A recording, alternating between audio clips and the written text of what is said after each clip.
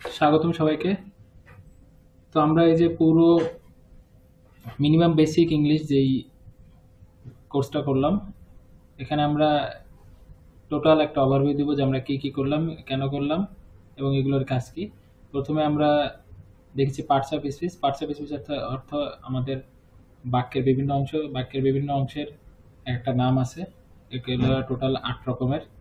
আমরা যত ধরনের শব্দের ব্যবহার করে থাকি না কেন, এগুলো এই ৮ ধরনের ভিতরেই পড়বে। Noun, pronoun, verb, adverb, adjective, conjunction, interjection, preposition, এই ৮টা ধরনের শব্দের ভিতরেই থাকবে। সো প্রথমে আমরা এইগুলোর পরিচয় জেনেছি যে কোনটা নাউন, কোনটা প্রিপজিশন, কোনটা প্রোনাউন, কোনটা অ্যাডজেক্টিভ, কোনটা ভার্ব। এরপরে আমরা টেন্স দেখেছি।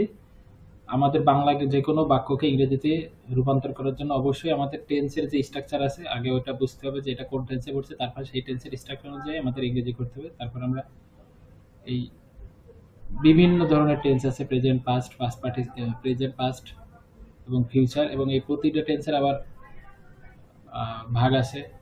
প্রেজেন্টের আবার ভাগ আছে, কোনোটা বর্তমানেরই আবার দেখা যাচ্ছে বিভিন্নভাবে একটা কথা হইতে পারে। বর্তমানে কোনো কাজ হয়তো এখন ঘটতেছে, কোনো কাজ সবসময় ঘটে, এরকম বিভিন্নভাবে আছে। তার পরিপ্রেক্ষিতে আমরা টেন্সের যে টোটাল ১২টা প্রকারের ভিতরে ১০টা প্রকার আমরা দেখেছি এবং সেইগুলোর স্ট্রাকচার জেনেছি। এই টেন্স দিয়ে আমরা যে কোনো বাংলা বাক্যকে টেন্সের স্ট্রাকচার অনুসারে ইংরেজিতে রূপান্তর করতে পারি। এরপরে আমরা দেখেছি ভয়েস।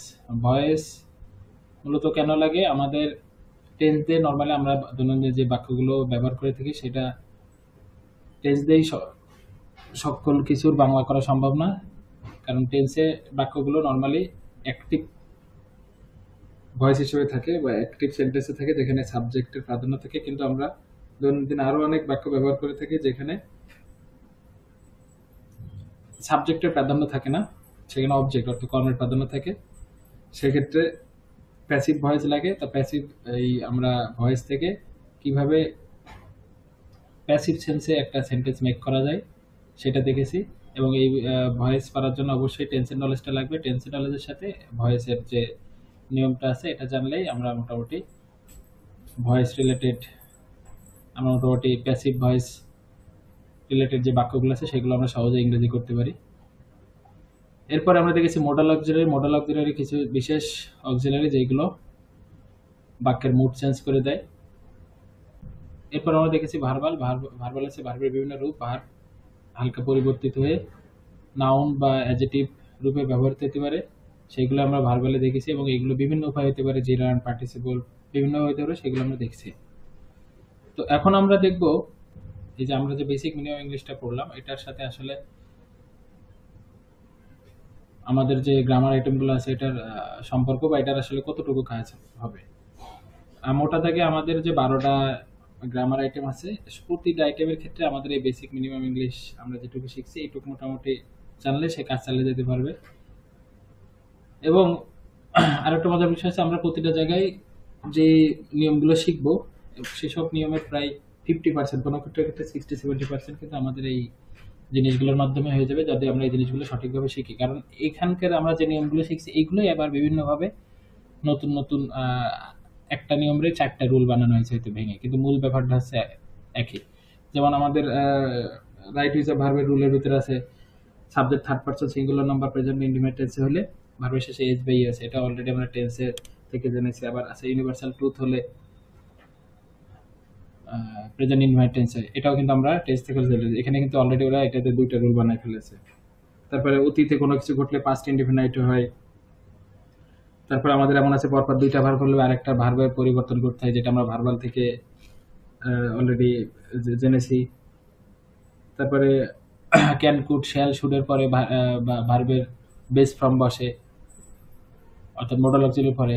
আমরা মোডাল অক্সিলারি ব্যবহার থেকেও কিন্তু মোডাল অক্সিলারি ব্যাপারটা শিখে গেছি। আবার can be, shall be, could be এগুলোর পরে V3 বসে, এটা আমরা ভয়েস থেকে কিন্তু অলরেডি দেখেছি। অর্থাৎ আমরা যদি এই জিনিসগুলো সঠিকভাবে শিখতে পারি বা এই জিনিসগুলো ভালো করে আয়ত্ত করতে পারি তাহলে কিন্তু আমাদের অন্যান্য ম্যাক্সিমাম রুলেরই অন্যান্য গ্রামার আইটেমের অধিকাংশ রুলই আমাদের অলরেডি শেষ বলা যায়। বাকিগুলো জাস্ট আমাদের পড়লে জিনিসটা আরো পাকাপোক্ত হবে, কিন্তু মূল ব্যাপার কিন্তু এখানেই। আমাদের যে কোনো বই খুললে তোমরা দেখতে পারো রাইট হিসাব ভার্বের যে ওখানে 60টা বা 65টা রুল দেওয়া আছে, ওর কিন্তু 30% আমরা অলরেডি কাভার করে ফেলেছি।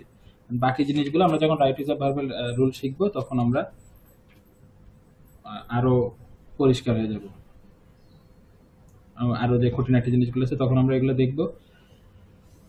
এবং অন্যান্য যে আইটেমগুলো আছে, প্রিপোজিশন, তারপরে